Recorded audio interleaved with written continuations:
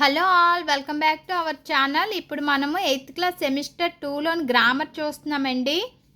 8వ పాఠం మేలి మలుపు, 9వ పాఠం చిరమాలిన్యం, 10వ పాఠం నాటి చదువు, 11వ పాఠం సమదృష్టి చూసామండి. ఇప్పుడు 12వ పాఠం భువన విజయం చూస్తున్నాం. సెమిస్టర్ 2 అండి ఇది. సెమిస్టర్ 1 కూడా ఉంది, అందులో 6 పాఠాలు, ఒక ఉపవాచకం ఆల్రెడీ చూసాము. ఇది సెమిస్టర్ 2 అన్నమాట. భువన విజయం 12వ పాఠం సాహితీ రూపకం ప్రక్రియ భాషాభిరుచి ఇతివృత్తం. వేటూరి ప్రభాకర శాస్త్రి గారు, డాక్టర్ సివి సుబ్బన్న రచయిత. గ్రామర్ చూద్దామండి. భువన విజయం వేటూరి ప్రభాకర శాస్త్రి గారు, సివి సుబ్బన్న రచయితలు.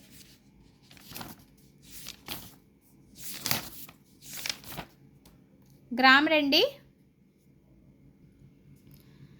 కింది వాక్యాలలో గీత గీసిన పదాలకు అర్థాలు రాసి వాటితో సొంత వాక్యాలు రాయండి. సొంత వాక్యాలండి. తృష్ణ అంటే కోరిక, దీవెనలు అంటే ఆశీస్సులు, అభిలాష అంటే కోరిక, వల్లభుడు అంటే రాజు. వీటికి సొంత వాక్యాలు రాసుకోవాలండి మనం. తర్వాత నానార్థాలు. భాష అంటే ఒట్టు, ప్రయాణం, భాష. చీరు పిలుచు, చెలుగు, చీల్చు. రసము జలము, రుచి, పసరు.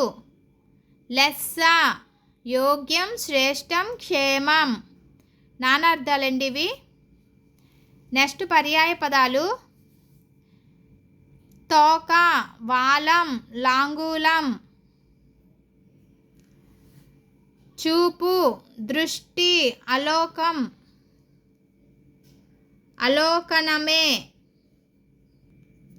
చూడండి, ఆలోకనమే ఆకు దీర్ఘం అన్నమాట. శంకరి, పార్వతి, జగన్మోహిని. కూర్మం, కమటం, తాబేలు. సౌరి, మురారి, గోపాలుడు. చూడండి పర్యాయ పదాలు అన్నమాట. వాక్యాలు కూడా చదువుకుందాము. అమ్మ చూపు ప్రేమకు సంకేతం. అమ్మ ప్రేమకు దృష్టి దోషం ఉండదు. అమ్మ లోకము మనపై ఆలోకనమే. శంకరి ఆదిశక్తి, పార్వతి కుంజరవాహిని, జగన్మోహిని కష్టాలను తొలగిస్తుంది. మందరగిరిని కూర్మం మోసింది, తనను తాను కాపాడుకోగలదు. కమటం. తాబేలు నీటిలో, భూమిపై తిరుగుతుంది. సౌరికి సుభద్ర చెల్లెలు. మురారి అర్జునునికి బావమరిది. గోపాలుడు అందరివాడు. చూడండి, కృష్ణుడు కదా. ఇది తాబేలు, ఇది పార్వతి, ఇది దృష్టి, ఇది తోక. పర్యాయ పదాలండి. ఇక్కడ ప్రకృతి వికృతులు. శర్కర చక్కెర, పద్యం పద్యం, విజ్ఞానం విజ్ఞానం. చూడండి, శర్కర, చక్కెర. ఇది ఇంపార్టెంట్ అండి, కొత్తగా ఉంది మనకి. కొత్త సిలబస్ కదండి, ఇందులో వచ్చిందనమాట కొత్త పదం. అది పాత సిలబస్లో మనకు ఉండదు ఆ పదం. చూడండి, ఒకే అక్షరంతో వచ్చే వాక్యాన్ని రాయండి. కాకీక, కాకికి కాక, కేకక. మీకు ఇంకా ఏమైనా వస్తే రాయమన్నారనమాట. చూడండి వ్యాకరణాంశాలు. ప్రథమ విభక్తి మీది కాచాట తాపాలకు గాసాడ దవలు వస్తే గసడదవ దేశ సంధి అని తెలుసుకున్నారు కదా. చూడండి, ప్రథమ విభక్తి మీదకి కచట తపలకు గసడ దవలు వస్తే గసడదవ దేశ సంధి అని తెలుసుకున్నారు కదా. ప్రథమ విభక్తి ఏంటండి? డూము, ఊలు కదా. గొప్పవాడు కదా. కొలువు చేసి వాడు డక్కరి. ప్రథమ విభక్తి డుమువులు కదండి. డూ ఊ, ఇక్కడ డూ వచ్చింది. వాటికి కచట తపలకు గసడ దవలు వస్తే గసడదవ దేశ సంధి అని తెలుసుకున్నారు కదా. చూడండి, ఈ డు ఉంది కదండి, ఊ ఉంది, ఇక్కడ డు వచ్చింది. ఇలా వచ్చినప్పుడు కా చా టా, కా చా టా తాపా ఇవి వచ్చినప్పుడు ఇవి పలుకుతాయి అన్నమాట. గొప్పవాడు కదా విడదీస్తే, కానీ కలిపితే గొప్పవాడు గదా. కొలువు ప్లస్ చేసి, కొలువు చేసి,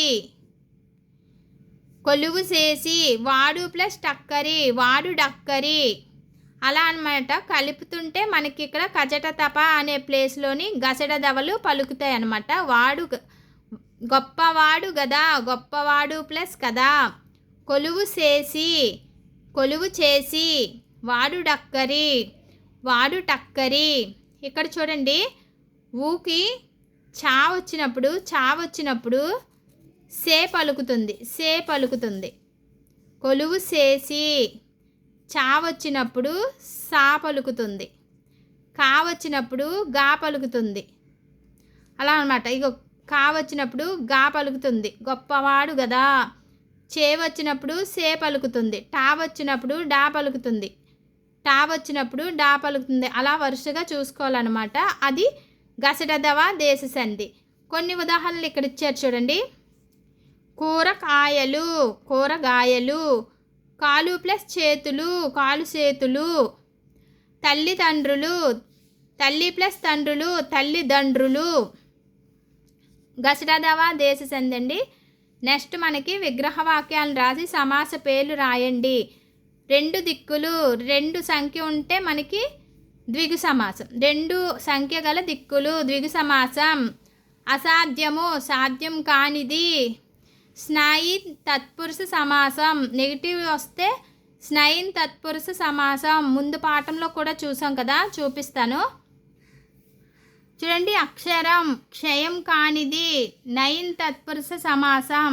అలాగే ఇక్కడ మనం నేర్చుకున్న చూడండి, అక్షరం క్షయం కానిది కదా, ఇక్కడ అలాగే సాధ్యం కానిది, కానిది అని వచ్చినప్పుడు స్నైన్ తత్పురుష సమాసం అన్నమాట. పని పాటలు, పనియును పాటయును ద్వంద్వ సమాసం. ఉత్తర పరపదాలకు పూర్వ ఉత్తర పదాలకు సమాన ప్రాధాన్యం ఉంటే అది ద్వంద్వ సమాసం అన్నమాట. ఇక్కడ చంపకమాల పద్య లక్షణాల గురించి తెలుసుకుందాం. చూడండి, పాఠంలోని కింది పద్యపాదానికి గురు లఘువులను గమనించండి. చూడండి, నినుని, నునిన్ను, నిన్నుని, నునిన్ను, నునిన్ను, నునిన్ను, నిన్నునం అని ఇచ్చారు ఒక పాదము. అది 3 అక్షరాలుగా విభజించారు. లఘువు గురువు గుర్తులు రాశారు కదా, మనకు తెలుసు కదా. దీర్ఘం ఉంటే గురువు, దీర్ఘం లేకపోతే లఘువు అని మనకి తెలుసు కదా. యమాత రాజబానిస ఒకసారి గుర్తు చేసుకుందాం. యమాత రాజ ఫానష ఫానస. నేను ఆల్రెడీ చెప్పాను కదండి, మా అయితే 3 గురువులు ఉంటాయి, 3 గురువులు. ఇక్కడ లఘువు, మళ్ళీ ఇక్కడ గురువు. ఇక్కడ నా దగ్గర 3 లఘువులు అన్నమాట. గుర్తు పెట్టుకుంటే మనకు గుర్తుంటాయి. ఈ చక్రం ఈజీగా గుర్తుంటుంది. యమాత రాజ బానస. ఇక్కడ చూడండి 3 లఘువులు, ఇక్కడ 3 గురువులు ప్లస్ గురువుకు ఆపోజిట్ లఘువు, లఘువుకు ఆపోజిట్ గురువు. ఇలా గుర్తుపెట్టుకొని అప్పుడు మనం చూసుకోవాలి. ఒక పాదం ఇచ్చినప్పుడు దాన్ని 3 భాగాలుగా చేసి 3 అక్షరాలని విడదీసి ఫస్ట్ మనం దానికి దీర్ఘం ఉంటే గురువు అని, దీర్ఘం లేకపోతే లఘువు అని చూసుకోవాలి. ఇక్కడ చూడండి, నీకు దీర్ఘం లేదు కాబట్టి లఘువు, నువ్వుకి దీర్ఘం లేదు లఘువు, నీకు దీర్ఘం లేదు లఘువు. 3 లఘువులు వచ్చాయి. 3 లఘువులు వచ్చినప్పుడు లఘువు లఘువు లఘువు వచ్చింది అంటే నాతో ఒక స్టార్ట్ అవుతుంది. నాతో ఏమున్నాయి మనకి, నజబజ జజరా ఉంది. నజబజ జజరా నా. తర్వాత జా చూడాలి, లఘువు గురువు లఘువు, లఘువు గురువు లఘువు. చూడండి, లఘువు గురువు లఘువు జా. మళ్ళీ బాకేముంది, గురువు లఘువు లఘువు. చూడండి, గురువు లఘువు లఘువు, నజ బ జా. జాకి ఎలాగా, లఘువు గురువు లఘువు, లఘువు గురువు లఘువు. నజబజ జజరా మనకి ఏంటి, నజబజ జజరా అంటే చంపకమాల. అలాగ ఈజీగా గుర్తుపెట్టుకోవచ్చండి ఎగ్జామ్లో.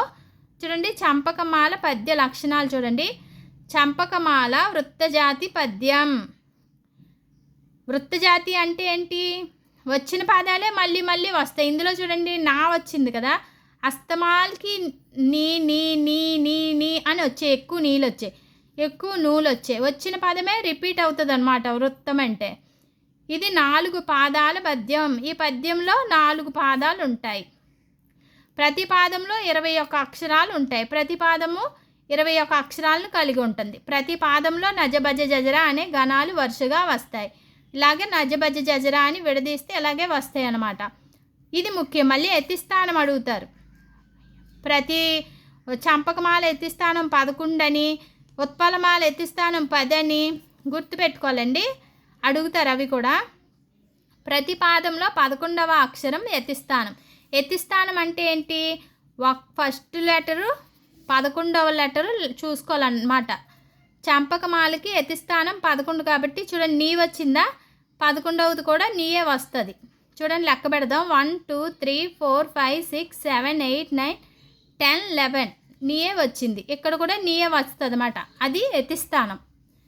తర్వాత ప్రాస నియమం ఉంది. ప్రాస అంటే తెలుసు కదా, వచ్చిన పదాలే మళ్ళీ మళ్ళీ వస్తాయి, ఒకలాగే పలుకుతాయి, పదాలు ఒకలాగే పలుకుతాయి అన్నమాట. అది ప్రాస. చూడండి, పాఠంలోని చంపకమాల పద్యంలో మిగిలిన పాదాలకు ఘన విభజన చేసి లక్షణాలను సమన్వయం చేయండి. పాఠంలోని చంపకమాల పద్యంలో మిగిలిన పాదాలకు ఘన విభజన చేసి లక్షణాలను సమన్వయం చేయండి. మనకు ఒక పాదం ఇచ్చారు కదా, అలాగే మిగిలిన 3 పాదాలు చేసి పోల్చండి అని చెప్తున్నారు. నెక్స్ట్ అండి, వృత్యానుప్రాస అలంకారము. క్రింది వాక్యాలను పరిశీలించండి. ఇక్కడ వృత్యానుప్రాస అలంకారం ఇచ్చారు ఈ లెసన్లో. అలంకారం. క్రింది వాక్యాలను పరిశీలించండి. వాడు బడికి వడివడిగా వచ్చాడు. వడివడి చూసారా, వడివడి.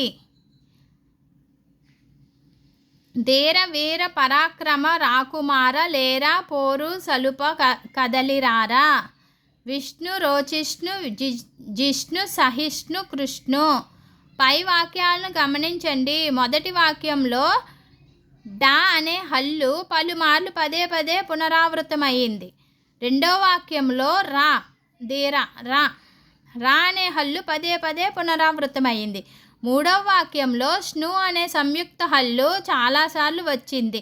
ఇలా ఒక పద్యంలో కానీ పద్యపాదంలో కానీ 1 లేదా అంతకంటే ఎక్కువ హల్లులు పదే పదే పునరావృతమైతే అది వృత్యానుప్రాస అలంకారము. అలంకారము చూసారా, ఇందాక చంపకమాలలో పదే పదే వచ్చింది కదా, అది చంపకమాల అని చెప్పాం కదా. అలంకారాలు వచ్చి ఇక్కడ వృత్యానుప్రాస అలంకారం. వచ్చిన పదమే మళ్ళీ మళ్ళీ వస్తాయి. ఛందస్సులో అది చంపకమాల అయితే మళ్ళీ అదే వచ్చిన పదమే మళ్ళీ మళ్ళీ వస్తే ఇక్కడ అలంకారాల్లో వృత్యానుప్రాస అలంకారం అని చెప్తున్నారు.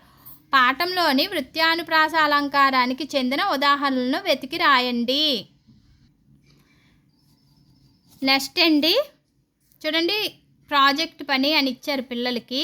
గ్రామర్ అయితే అయిపోయింది. ఇక్కడ 2 కవులు ఇచ్చారండి. చూడండి, అల్లసాని పెద్దన గారు 16వ శతాబ్దం వారు. రచనలు వచ్చి స్వారోచిస, మనుసంభవం, హరికథ సారం. నంది తిమ్మన గారు 16వ శతాబ్దమే. పారిజాతపహరణం, వాణి విలాసం రచనలు. ఇక్కడైతే 2 గురించి ఇచ్చారండి. అయిపోయిందండి గ్రామర్ ఈ లెసన్లో. నెక్స్ట్ మనకి 13వ పాఠం ఆతిథ్యం. నెక్స్ట్ వీడియోలో చూద్దామండి ఈ లెసన్ గ్రామర్. Bye friends.